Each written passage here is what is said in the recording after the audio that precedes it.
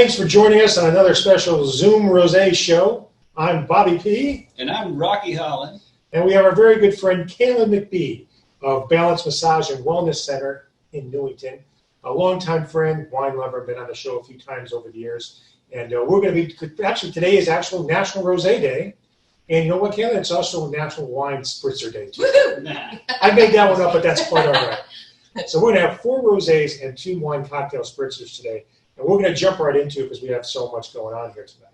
Rocky, I have 2, you have 2. I don't know if you wanted me to start first or if you want me to start first. You might as well. Yeah, I'm going to start first. This is a fantastic little gem. It's our little sheep of France. And it's a Cab Franc and Cabernet Sauvignon grape varietal. Interesting blend. Okay, let me have your glass number 1. This is available locally. It's a little darker red rosé, which can be both sweeter or dry. You never know what you're going to get. I've had this one before. I think this is a perfect summer rosé. It's a nice, on the dark color, little salmon color. Beautiful bottle, really cool actually. And once again, this one is from France. So we're going to have 4 different varieties. Smells good. That's a little strawberry forward. A lot of strawberry. Yeah. And once again, this was a Cab Franc Rocky and a Cabernet Sauv. And very refreshing. It's a little on the colder side. Do you know where this is from in France? I do not know exactly. Let me see. South of France. It is. Yes. You were exactly right, actually. And this one is available locally. I found this one about a week or 2 ago. A lot of the stores have a lot of rosés out right now. Yeah. So I wanted to make sure everything we have on the table is available locally because it's going to be a long summer, I'm sure, for everybody. So I want to make sure you can find this stuff around town. Yeah, mine are commercial. So as commercial as they come. So I would say this one benefits from the cold, though. I don't know if this would be as good if it was a little on the warmer side. Probably not. Yeah. I just love a crisp rosé anyway, so having it nice and chilled is just the perfect way to get it. It's perfect. It does what a rosé is supposed to do. It gives you that little burst of flavor and quickly dissipates. It's got a little bit of a cherry note to it, which is not really normal for rosé, but it's definitely strawberry forward. It's got some watermelon and a little bit of cherry, and there's no herbal element that I'm tasting in this one. So the biggest variance that I get, I should probably speak towards the camera here. The biggest variance that I get in rosés usually is that some of them will have an herbal characteristic. Almost all of them have a strawberry characteristic to them. Some of them also have watermelon, and occasionally you'll get various other citrus fruits to it. But this is just exactly what you would expect out of the Southern France rosé in color and in texture. And the price is right, anywhere from $10.99 to $12.99. You certainly can't beat that. Yeah, rosés are, for my money, I save money during the summertime because all I drink is rosé, and they cost half the price of some of the Napa Cab or a Barolo or something that I might be reaching for in the wintertime. So, Rick, I got to ask really quick. Excuse me, Karen. Last time we filmed, neither one of us had our hair done. We looked like rednecks from somewhere that out for hunting or something. But Rocky, your hat's blonde. Did you get your hair cut finally? No. Well, my that's hair, better. That's a little better.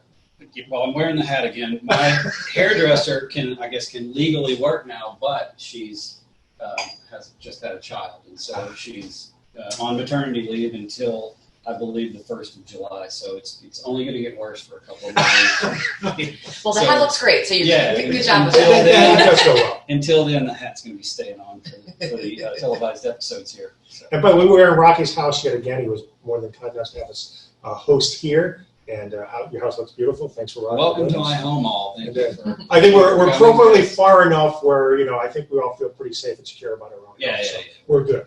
So I'm going to put thumbs up for that one right off the bat. I think it was fantastic. Thumbs up for me as well. And I get a vote too. That's sure, that's a thumbs up. That's a thumbs up for me. You get 2 votes if you want. I'll take 2. I've got 2. I might as well use them both. So I'm going to go right into my second one because mine are closer here. So this one is also available locally. It's called the Dark Horse Rosé from California. This is all Grenache. Believe it or not, 100%. And number 2 glass here, Kayla. There you go. This is going to be a little lighter, so I'm really excited about this one. This one highlights the crispness of the wine. Generally, when I see marketing on a rosé, I get a little nervous, so we'll see if that holds up. This is a little higher in alcohol. I was going to say Grenache is probably going to be higher in alcohol. It's a high alcohol Great. It's a 12.5 for a rosé. Not terribly high, but Just from the sugar that's in that particular grape, is that why the alcohol is higher traditionally? Grenache, yeah. It's a low acid, high. It's typically used in blending in the Rhone, and they use that because Like in some GSMs, of right? the other, they got Grenache and Syrah, and they just blend together because the Syrah is kind of a bluish, blackish fruit flavors, and then the Grenache is a red fruit, Reds. and it boosts the alcohol because like the Mourvedre and the Syrah sometimes can be lower on the alcohol level. They just balance that all together, and that's the game in place. But as a standalone by itself, you see it a lot there. You also see it in Spain. It's called Garnacha, and you see it occasionally in rosés in California, and not a lot by itself in California as a red varietal, but sometimes you do. It's funny because the sangria that I'm going to pour, the suggestions are for the red wine, either a Grenache or a Pinot Noir. So I happen to make a Pinot Noir, but so that's another option. For Those are both lighter on the lighter side as far as. And this one has a little bit more characteristics of a little bit more melon, a little bit more, I think a little bit of orange here, a little citrus compared to the first one. Yep. So there's a little bit more flavor profile on this one. Whether that's good or bad, it'll be, of course, to your own taste buds. I sort of like the first one a little better. I think this one's a little bit too all over the place for me.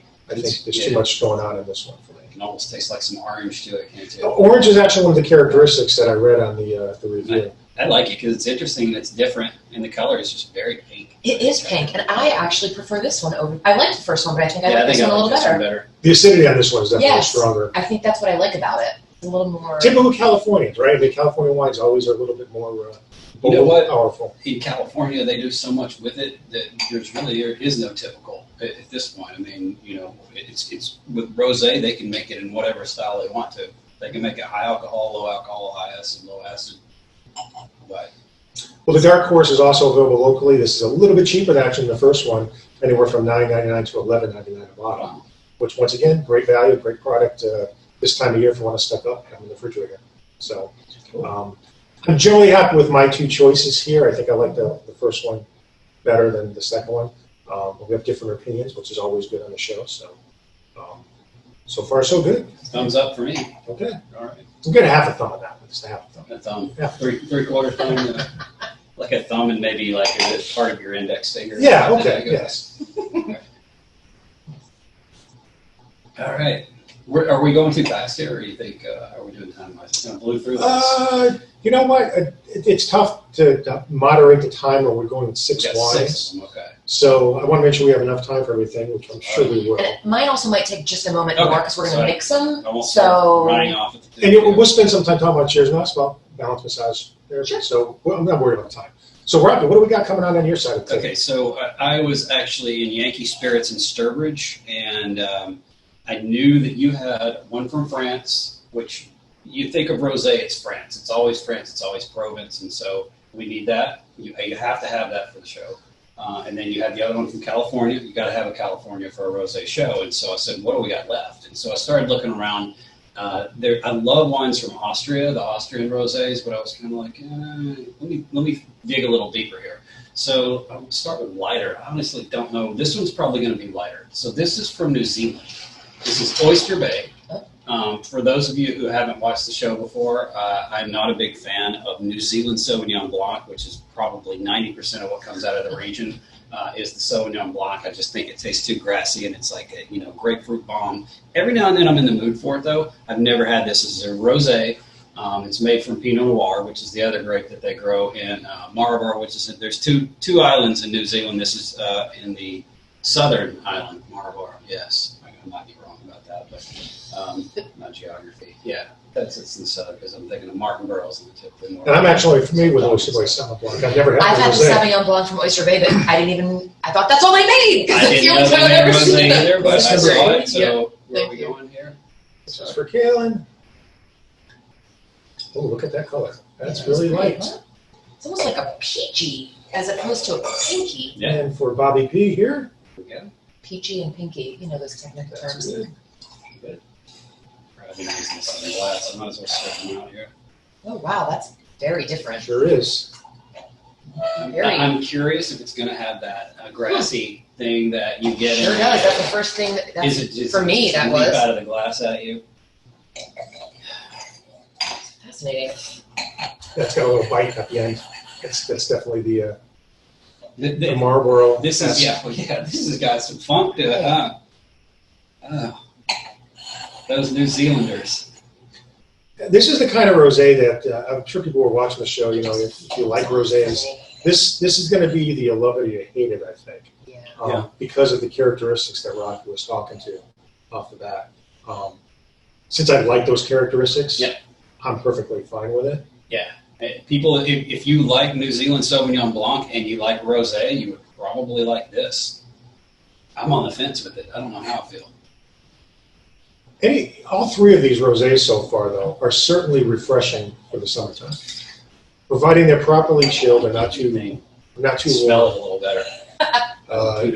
Definitely refreshing enough for summertime sitting outside and so forth. It is. This one feels less crisp to me for some reason. The other ones had more, maybe just a little bit of a higher acidity or something. This one sort of comes in my mouth and just like falls away. It's almost watery. Yeah, it's like a watered down version of the first two. Right. It's sort of a Pinot Grigio of the rosé family. It is the white T-shirt of rosé family. I guess. Nice. Well, I like that analogy. Can I use that? I just made it up. Of course you can. Everyone at home. You can heard it here use that. first. We're patenting that, so We got it. nobody else. I still like it though. It's the nose is a little tough at first if you're not going with that funk, but the flavor is spot on. It's weird about wine is that sometimes you can smell it and go, oh, and then you taste it and it tastes nothing like it smells, especially with that funky note. It's not super funky, but it's definitely not. You don't stick your nose in the glass and just get strawberries and cherries and watermelons and orange peels, and it's something else. And there are some schools on rosé. People say you don't even need to do that. You don't need to smell it or anything at all. You just drink it. And I, like you, believe you still should smell the rosé because you definitely get something from a lot of rosés that have a good bouquet. So this is a thumbs up for me. What was the price point around this one, Ron? This one was between, I believe, $12 and $14. Oh, so we're on the higher side. There, yeah. No. I take that back. This was between $10 and $12. That's still reasonable. Yeah, the other one was a little bit higher. So. And these are all, like you said, this one was from the Yankee Spirits. This is from Yankee Spirits and Sturbridge, but I mean, come on, Oyster Bay. You've got to be able. There's got to be places around here to find it. I don't know where, but if you want it, try it, find it. Yeah. All right, thumbs up for me. I'm gonna go a sideways thumb on this one. Oh, sideways thumb. If it was the mood hit me right on a really hot summer day, I think this kind of flavor, and it's got to be super chill, would be okay. That's when I like Sauvignon Blanc. That's when I like the New Zealand Sauvignon Blanc. It's like patio weather, middle of July. Yep. So. Now, I did notice earlier you have a Muga coming up. Yes. And I'm very familiar with Muga. They make some absolutely fantastic wines. Don't they? Yes. Never had their rosé before. They do. And Rioja, for my money, is some of the best bargain in, I guess I should say, Rioja is actually a region in Spain.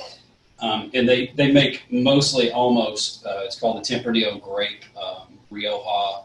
It's kind of a dense red wine, usually has maybe kind of like it can have like an orange peel taste to it. And they age it in American wood barrels, which gives it kind of an intense vanilla and coconut flavor. So I'm kind of curious. I've never had a rosé from that region, but it's made from the same grape. I'm ready. And so I don't know what's glass number 4 there, Kayla. What's going to happen. So we're all learning today on this one. I don't know if I put my vote on that last one. What was you were a thumbs down on thumbs that? down on that one. Thumbs sideways. I might have been like another 10 degrees. Like a 10 degrees. Not quite the 45, but a little under. You're not a Sauv Blanc fan anyways. I'm not, and so that's curious why I did not prefer the first two. I very much liked the third one, not so much, but I love Spanish wine, so I'm excited about this one. No aroma heart at all. No nose heart at all in this. Oh, sweet Jiminy's. Wow, that was. We might patent that too. That is effervescent, and that is a real summer rosé right there. Am I knowing this got that effervescence, that first sip, a little pop of sizzle? Got a little frizzante, they say. Yes, frizzante. I know it's not, but nerdy wine. No, it could very well be. It also tastes more chilled than some of the other wines were. It is, yeah, right. So that, for me, that's a different sort of. This is the epitome of a patio pounder right here.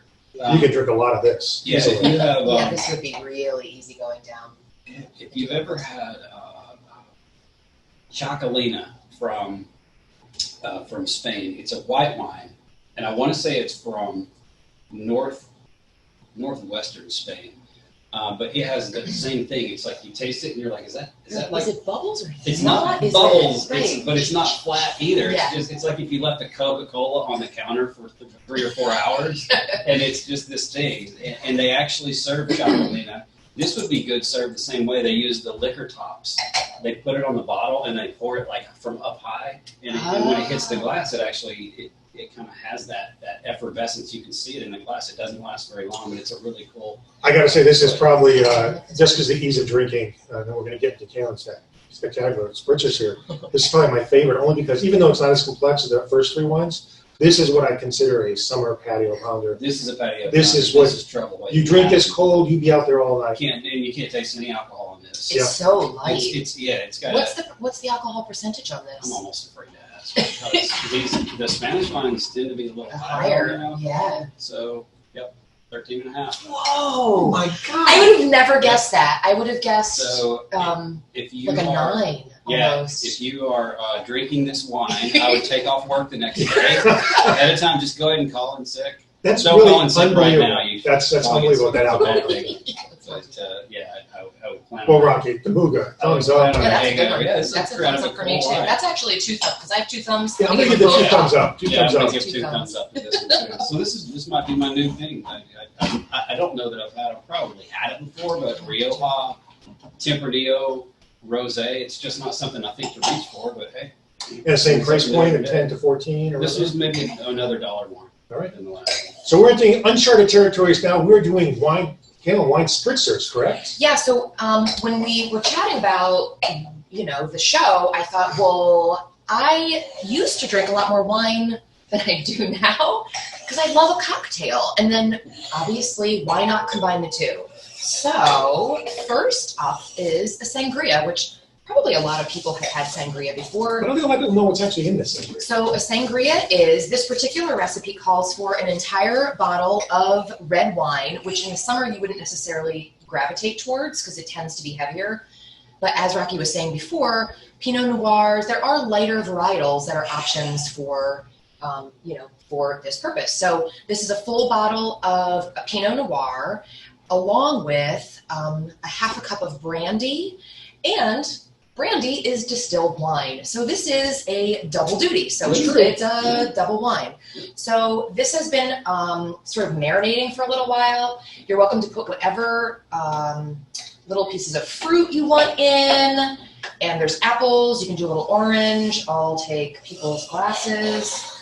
And when you're making a sangria, is that something that people should make ahead of time to let fester or ferment in the refrigerator? Exactly. So the best way to do this is to make this up ahead of time, anywhere between 2 and 8 hours ahead. So that way it's great for a party. You can just make a whole. It only gets better. That's right. It just gets better, and you can make a pitcher ahead of time, and you don't even have to worry about being with your guests or what have you. Oh, that might be a party pour. Was that for me? Yeah, so you can put whatever fruit you want in. If you want to put an orange in, you can squeeze the orange ahead of time and just sort of add the fresh orange juice. Right in there, I've got a lemon, an orange, an apple, and some blueberries on the bottom. So it's just nice and light. Yeah. Some people, I don't prefer a really sweet drink, so some people like it a little sweeter. If you like it sweeter, you can always add a little bit of extra sugar, either maple syrup or agave. That gives it just a little extra something. It's funny because this is not sweet to me. I think you did it just right. I got some ice over here. Now, do we need ice? You can put it over ice.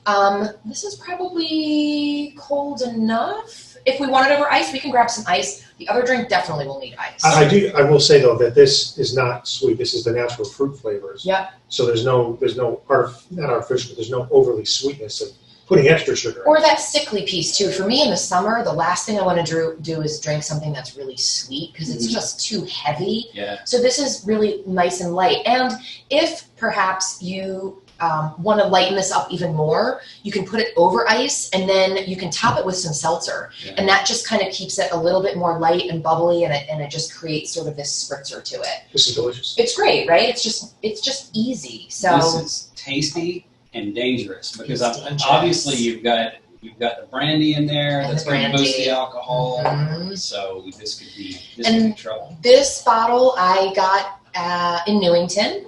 It is Primarius. It's actually a 2017 Pinot Noir from Oregon. Oh, nice. And it's a 12.9% volume. And I did not taste it directly before, which I'm kicking myself now, so I don't really have a flavor palette specifically for the Pinot Noir, but I just think it makes a really great cocktail. Well, it's interesting because to me, I've always wondered about sangria. Is it like it is with margaritas? Does the better quality is the quality of the wine and say brandy relate to a better quality sangria, or it doesn't really matter? No. So the thing about making a really good sangria is that you have a light and fruity wine. That's the best part about it. So whatever varietal you find that makes sense for you that's better. Something that has a really heavy body to it, you're not going to want. So something that's super light. And again, every time I think about light red wine, I always light in color and in mouthfeel. Pinot Noir is always the first thing that pops into my head. Yeah. So that's why I use this. But to your point before, when you were talking about the Spanish wines, you can also use the Grenache because that's another lighter. I wonder, this would almost be good with the Beaujolais that they have in the south Yes. of France. It's kind of got that fruity note. And Even like a Nouveau Beaujolais, but those are only in the fall, so right. Yeah. Well, I mean, you can keep them longer than that. They don't. Maybe it could work with a mixed straight, but we've been the way that they make this. The Beaujolais is called the Nouveau method, and without getting into how that all works, because it would take a long time. They are doing that with Pinot Noir now in a lot of spots. Really? And we have a wine, a Pinot Noir from Oregon, Willamette Valley, that's made in the Nouveau method that would probably work really well with something like this because it's Pinot Noir, but it's like fruitier. It's kind of hard to describe. Yeah. You'd have to taste it by itself and see how it differs from. It almost tastes kind of like Beaujolais, but it's not. It's Pinot Noir. So I'm hearing you say that we need to do a sangria side-by-side tasting. I mean, that's what I'm hearing you say. Hey, I'm maybe not on camera, but maybe in the backyard at some point. I think it would actually be really cool too if you made a sangria with like one was a really dense, heavy red wine, and then the other one was like Gamay from Beaujolais, and then see how that actually affects it, or if it doesn't make a difference because you're just tasting the fruit. I don't know. Right. I don't normally practice sangria, so it's. I mean, the other aspect obviously is the brandy. Right? I mean, so a half a cup of brandy is not hurting anybody's palate, right? So this is a very reasonably priced brandy. Both of these are reasonably priced. This was between $11 and $13 price range, and then the brandy was only $15 to $17. So not bad. Not bad at all. And brandy's a great. And you're getting tons of drinks because you're making. It's an entire pitcher. So I mean, this could easily serve, and especially if you cut it with the seltzer. I think it's really smart and light to do that, especially in the summer, because this is light and easy, and it's going to go down quickly, and you want to make sure that you're being responsible in some way too. So the good news is we still have about 6 minutes left for the next drink. So the last drink will require ice in our glasses because And the ice is down there at the far end of the so maybe table. I'll give a little description as maybe Bob can put some ice in the glasses. You go right ahead and I'll put some ice. All right, so we are making an Aperol spritzer. Have you guys ever had an Aperol spritzer before? I think I might have. You have. I have. Awesome. Aperol is really popular. It's like booming. So fantastic. I've been drinking Aperol spritzers for a long time. I love it. It is it's a bitter aperitif, so it helps with digestion. Europeans have been drinking this forever and ever after meals to help them with bloating and feeling good. So, as a massage therapist, I'm always trying to incorporate health and wellness and into alcohol. So that's amazing. That's exactly So, right. That's very good. Aperol spritzer is one of the easiest cocktails that you can make. Oh, I forgot. Here, we're doing equal parts Aperol and hold on. No one's ever run off camera before. I love it. I know. Sorry, I forgot. Oh, of course, the Prosecco. Prosecco. So where's my saber? I know. So Saber bottle that size. oh god, it's so small. So we're just gonna eyeball equal parts here for the Aperol. and the Aperol itself tastes bitter, and I think has quite a bit of orange taste to it. And then the La Marca is a Prosecco, so it is an Italian sparkling wine. You do. I like the small bottles. The small bottles are so great because that way, sometimes you just want like, I don't know, one, drink, and then you don't have to open the whole bottle. And then finally, you just top it with seltzer. That's very bubbly. So this to me is plain just, seltzer or seltzer to taste anything? Doesn't matter. Yeah, this is just this is off of my Soda Stream, so however that goes. But this just feels like summer to me. Is that everything? Yep, that's it. That's right. It is everything. Easy breezy. And you guys can, I don't know, give it like a good swirl to mix it up. Sorry, I didn't have the proper whatever, but it's perfect. Smells good. I mean, it's a wine cocktail, right? That's what we're doing. I don't know, Rocky, if you're hating it or loving it. If I was at a swimming pool with all of this, I would be wasted within 30 minutes. Well, I am a lifeguard, so you would still be safe. But there are so many porch pounding. I gotta say, dangerous. We've been filming for 9 years or so. If you're looking at this table, this is the most glasses we've ever had on the show at the table one time. Some of these are just like going down way too easy, and it's like, this is not beer. This is, well, I don't know what the alcohol content would be. It's actually not that bad. The Aperol it's delicious. It's only 11% alcohol. Okay, so it's super light, and the Prosecco is barely north of that. And then when you cut it with the seltzer too, so this is a really drinkable. Yes, it's low alcohol. It's fresh. It's clean. If we had more time, I would have served it with a little orange slice. But it's really great when you are wanting just something on a super hot day, like you said, right next to the pool, and it's just amazing. And if you've overeaten, this is the drink. If you still want another cocktail, but you're like, oh, I've eaten so much, this is great for bloating. It helps to settle your stomach. All of the components that go into here, it doesn't matter. But anyways, Aperol is great. And so what do you guys think? Do you like it? I love it. It's delicious. And I love that. So I'm not familiar with aperitif. I was never tested on this for WSET. Like, is this, do you even know, like, is it like medicinal? Was it originated as something that aperitifs and digestifs are liqueurs that have an herbal component to it, and the herbs that they use to create these liqueurs have history of helping with digestion. Oh, nice. So things like bloating, upset stomach, nausea, heartburn, all of these things are helped by all these. Like I said, everything we tasted tonight was a great experience. Everything was pretty spot on. Really? I thought everything here would be absolutely perfect for any type of summer activity. And I think we only have like a minute and a half, 2 minutes left, Kelly. What's going on with balanced massage therapy?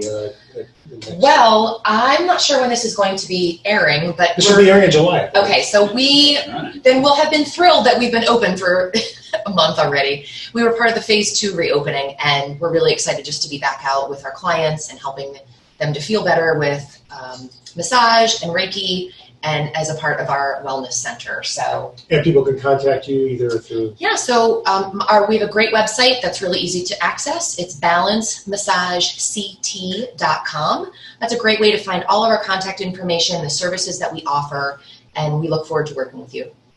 Rocky, I want to thank you for having us at your house. It's the second time now. Well, actually, no. Thanks for coming out. No, this was great. We didn't pick a best in glass, by the way. We have time really quick. We do. I think we have time. So the best in glass, I'm going with your Muga.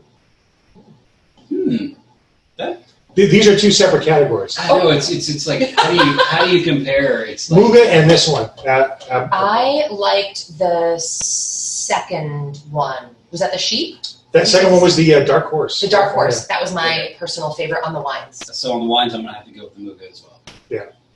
Well, I want to thank you guys for watching. You're going to be watching this show in July. Hopefully everybody's healthy and safe. And until next time, keep all of us in your summer wine cellar.